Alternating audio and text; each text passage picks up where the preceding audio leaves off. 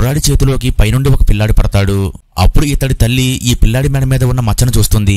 అలాగే తన కొడుకు మెడ మీద మచ్చను చూడబోతుండగా ఈ కుర్రాడు ఈమెపై విసుక్కుంటాడు. అప్పుడు ఇతడి తల్లి ఈ పిల్లాడు అచ్చం నీలాగే ఉన్నాడని చెప్తుంది.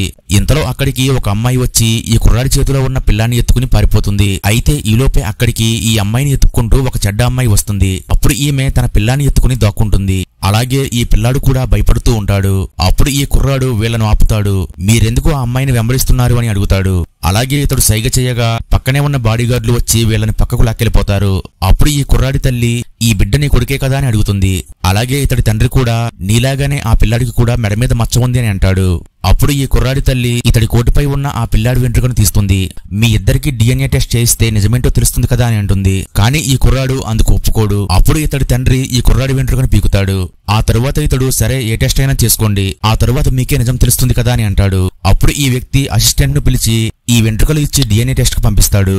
అయితే ఈ కుర్రాడు ఆ రిపోర్టు చూసి షాక్ అయిపోతాడు. ఎందుకంటే ఆ రిపోర్ట్ లో ఆ పిల్లాడు ఇతడి కొడుకే అని వస్తుంది. ఇది చూసి ఇతడి తల్లిదండ్రులు షాక్ అయిపోతారు.